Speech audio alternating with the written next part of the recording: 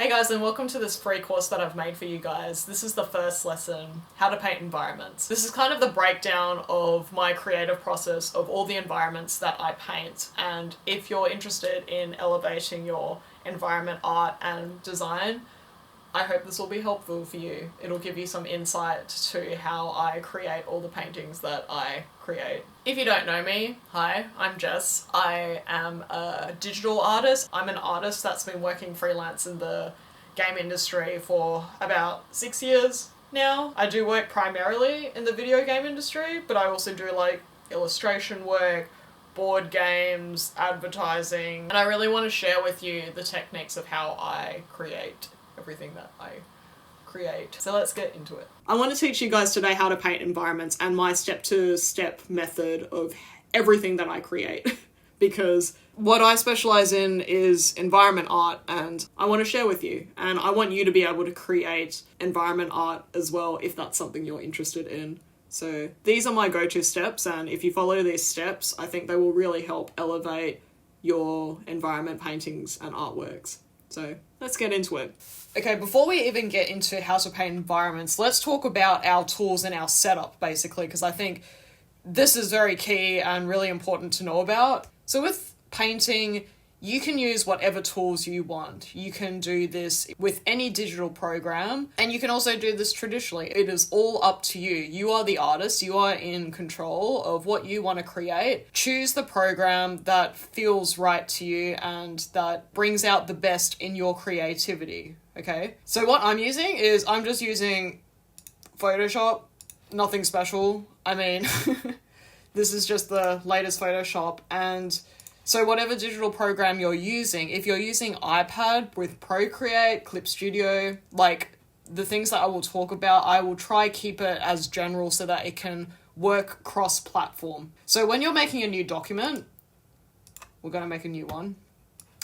Let's look at our specs. So the specs here, it's all dependent on what you're creating for. When I'm starting in the beginning stages, I kind of like to pick a very small canvas actually, because it's only the sketch phase. This is the part where you're not getting into painting yet. You're not painting the high definition details yet.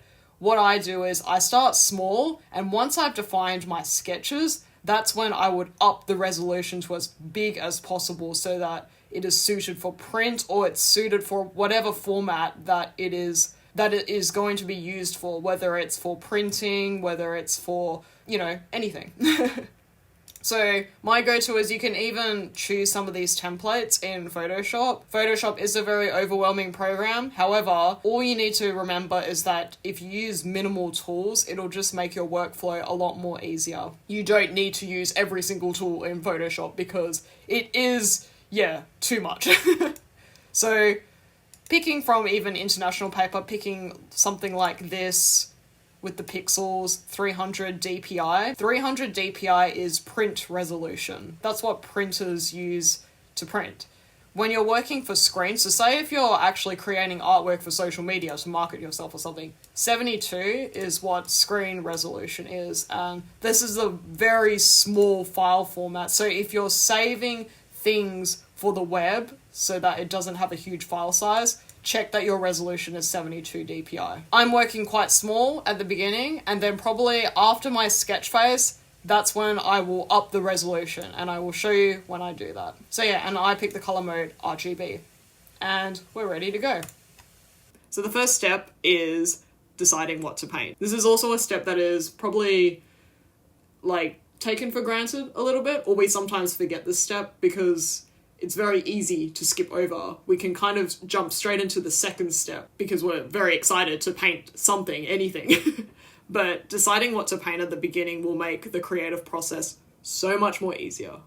You might have had this experience where when you're painting something, you try to figure it out on the way and you're struggling and everything. But when we make the decision from the very beginning exactly what we want to design or what we want to paint, it almost tunnel visions our focus to what we are creating. And I usually do this by first deciding in general what to do. So you start from just going, what kind of thing do you want to paint? An environment. From there, is it natural or is it man-made?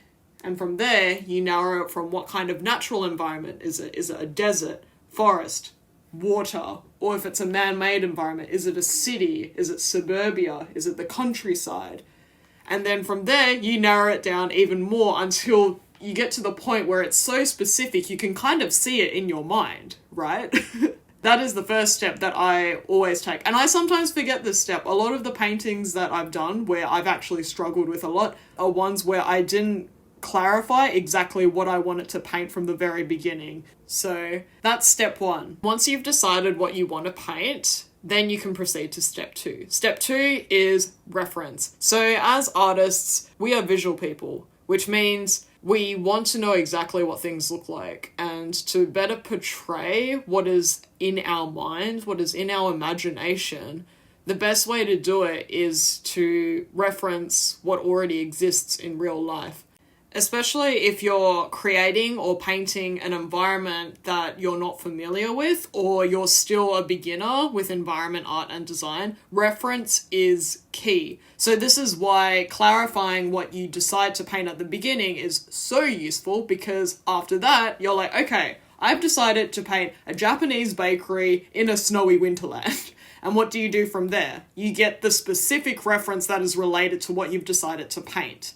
And that makes it so much easier. so much easier.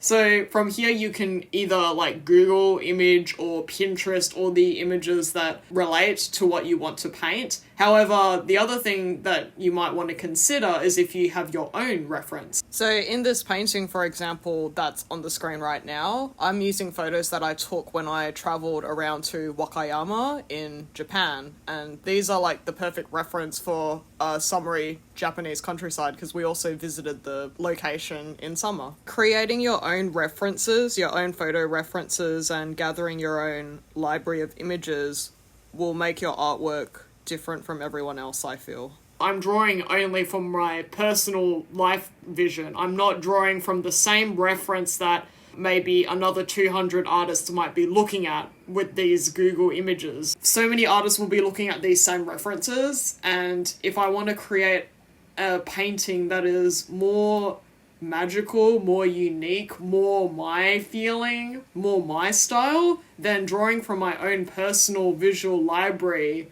will make it that much stronger. So that's the second step, reference. From there, we go into the third step, thumbnails. And this is where we actually start painting. So the first two steps are all about planning. It's all that planning stage and like setting us up for success. From here, we create our thumbnails. Now, the reason why we do thumbnails instead of just one going straight into the final painting, really, is because as artists, we have like a lot of junk in our brains, to put bluntly.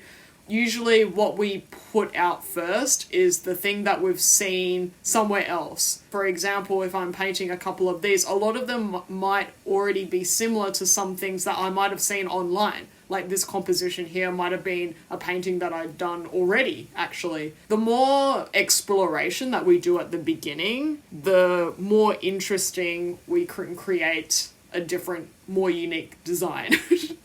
My recommendation is at least a minimum of 4 to 6 thumbnails. Minimum 4, the better minimum would be 6. I try to go for 6, and by then, usually it would be the 4th design would actually be the best design out of the 6. But the more you do, the more interesting results that you can come up with. So even if you come up with 12 results, that's already more variety to choose from. It's a very good practice to integrate this into your routine, because if you're an artist that is aiming to work for a studio or working for a client, like if you're planning to do this for work, this is a very crucial part of the process, because you need to be able to show your client updates while you're working with them. And these thumbnails also should be quite clear, because if the client doesn't know what they're looking at, how are they supposed to pick the design that they want for their commission or for the concept that is related to their project?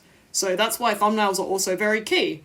So from here, that's when you just pick your best thumbnail, your favorite thumbnail, the one that gravitates to you the most. And this would also be when the client picks the thumbnail. Because they are in creative control, it's easier for them to then pick the design that they want from the very beginning. So yeah, you pick your best thumbnail, and that's when you go from there and you start cleaning it up, which is the next step. You want to clean the sketch to clarity. And this is where I actually take the sketch, I open a new document, and that's when I work in a higher resolution. I make sure my file format is 300 dpi, over 5,000 pixels, and I start painting away. Making sure to check that file format is very important. I found the best way to help clean up your sketch to make it more clear is to think about the focal point. So what is the important aspect of your painting? Is it a character meeting another character?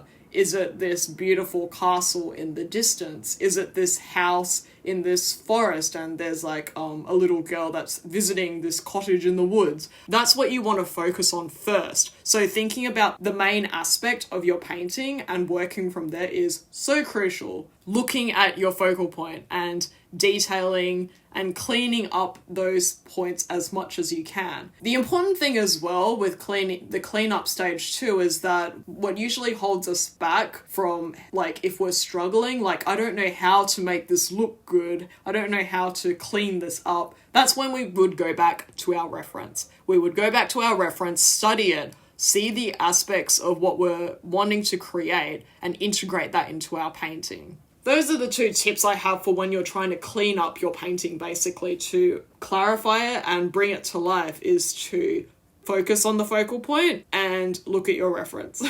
And from there, you refine and you refine and you refine.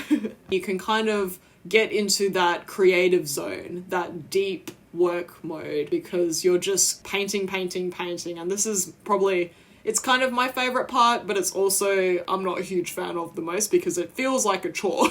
All it feels like is I'm trying to, like, already put down our energy into the painting at the very beginning when we're doing these awesome thumbnails. And now we're just trying to, like, add on the varnish and the polish, and it can be quite monotonous. But thinking back on our things like our focal point, our lighting, and the story of what we're painting, that's going to keep you engaged with your creation. And then the last two steps are how to finish the painting, which is basically you're detailing your focal point even more and making sure that the detail is only around the focal point, and as you gradate out from your environment, the amount of detail gradates out as well. This is also where composition is a very important thing when you're creating your environments. And I might cover that in another lesson because that's like a whole other separate thing that you have to be thinking about.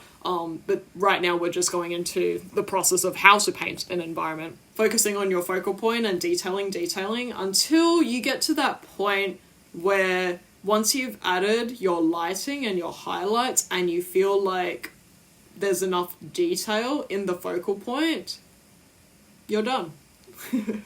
You're pretty much done.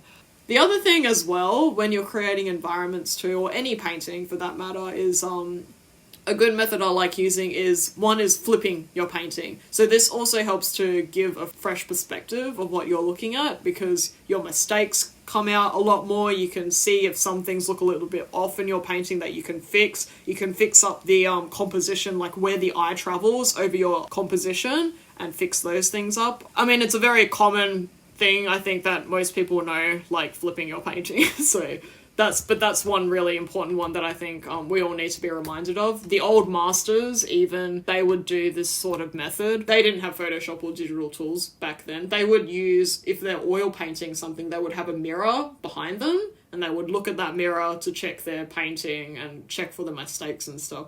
So yeah, flipping your painting, that's a very good trick to trying to see the mistakes in your work. And then the last part would be sleep on it. If you have the chance. If you have a deadline for the painting that you're creating, specifically if it's a client work, that's when having someone else look at your work will be very useful. Having an artist friend that you trust, that knows your goals and what you're trying to achieve, look at your work, can be very helpful with this. The other thing though is you can sleep on it. If it's a personal work and you don't have a deadline on it, or you just want to finish it another day because you're running out of energy, sleeping on it really helps, because I find so many paintings where I've taken it to almost that 80% level where it's nearly finished. Like at the end, I'm like, I don't know what else to do, so I'm going to stop here today.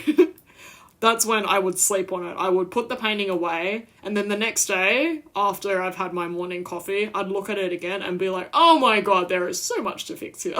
That's what I also recommend, is sleeping on it, taking your time with it if you have the liberty to take your time with it, especially if it's a personal work, because there also is no rush to finish the painting. Art is more sustainable long term when you work with small, concentrated, concise actions rather than with intensity. Intensity, you burn out very quickly. You exert all this energy at the beginning, and then making it to the finish line will be a lot harder because you would have used a lot of your energy at the beginning. Sustaining yourself long-term energetically, I think, is also really important as when you're creating your paintings. And I feel like this is not talked about enough as artists, because especially in the concept art, digital art community, there's this really high energy where it's just like paint as many things as possible, like almost like churning things out like a machine. And like maybe other artists want to achieve that and they want to be a machine.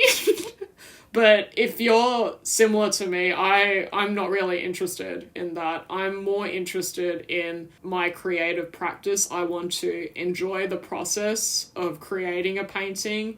And like my vision of my life at the end of the day is I want to become a grandma that's sitting in this little tatami room painting on a canvas in the Japanese countryside. Like, that's my dream. I just want to keep creating. I'm not interested in being a machine. There's other people that can do that. But yeah, so it's more about sustaining yourself long term, because we're in this for the long haul after all. And knowing the times that we can rest, the periods that we should rest and gather inspiration and relax is crucial, is just as crucial. And after we've rested, we come back to create, and suddenly we have this new burst of inspiration. I feel like that's a very important part of being an artist. And that is basically my step-by-step method of how I create almost all my paintings. Not just specifically environments either, it's also like prop design, it's like everything. It would also depend, I guess, on the style at the beginning, but that is at the beginning, that is where you also decide the style and you get very specific of what style you want to create. So if that's, I want to do this painting in Nintendo style, I want to do this painting in photorealistic AAA video game style, you decide that from the very beginning. You don't decide that in the middle because that will just make the creation process very frustrating. And so I hope you learnt something from this, and if you have any questions, let me know and I'll do my best to answer them. I'm going to be doing another lesson like this in the next couple of days of how to use colour, because I feel like that is a very frustrating part as well in art. And it's still frustrating for me, but I feel like I've come up with a method that it's like my go-to method of how to integrate colour into my paintings, and I want to share that knowledge with you. So stay tuned for that. I hope this was helpful for you. Let me know what you think, and I'll see you in a few days with how to use colour.